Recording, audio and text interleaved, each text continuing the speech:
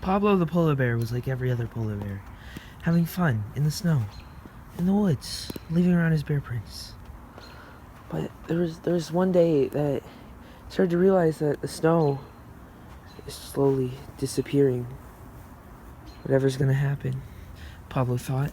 Pablo also thought, hey, I have no more polar bear friends around me. Whatever am I gonna do? Pablo had to think about a lot of life choices. And we decided to take you guys through this adventure, documenting the powers of Pablo and his super duper surfboard adventures. Look at this craziness. Holy cow, look at Pablo go.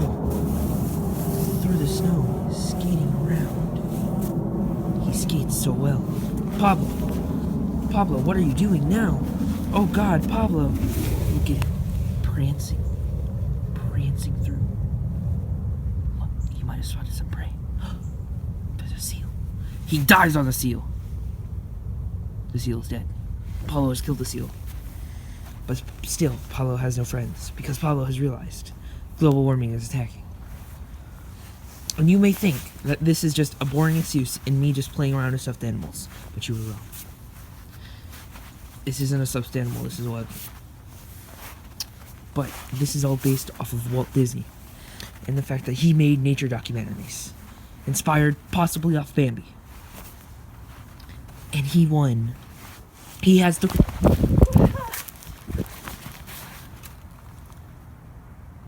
record for the most nominated Oscars.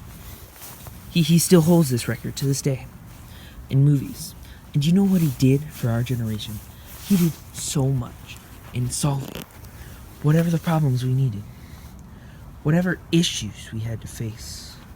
It's like almost impossible to think about how movies would be without the legends, Pablo, or Walt Disney's creative premise. Think about it. What would you do without Bambi? What would you do without the power of Bambi? Shred the gnar. Hang 10, bro. You could be doing all these cool things on our new surfboard because guess what? You're in the 50s. The 50s are like radical. Hang 10. You can totally just shred. Do you see this? Oh my. I am totally going at like 2 miles an hour. That's a splish splash taking a bath by yourself.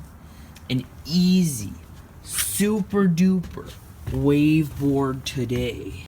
You may be thinking to yourself, why in the world is he still talking about these animal documentaries? Like, they probably don't serve any purpose in today's like film world or anything like that, but that's not the case. If Walt Disney still has super tremendous films, like when he went to Africa for 3 years. Count it, 3 years. He only used 6% of that footage. Do you know how much time and effort goes through these editing processes? I mean, clearly, by this film skill, he has amazing documentaries. Like, look at the effort and look at the actions that these wonderful, wonderful creatures go through every day. Eating their prey, living their lives. It's a glory to just be a part of any of this. And also, back in the day when Walt was at his prime in these movies, he would make short films and get these Oscars.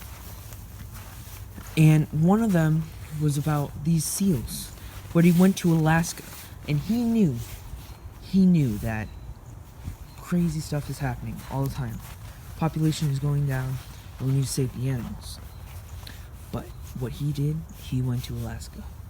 And what he did in Alaska was crazy.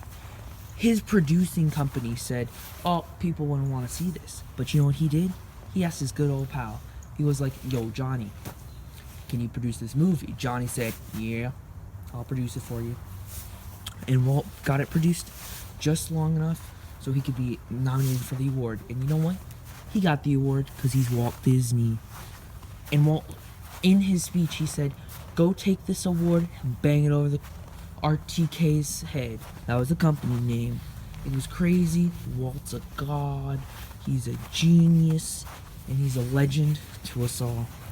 And you may be thinking, was this just a waste of your time? But no, because have you seen Pablo the polar bear? Look at that face. It's a face of power.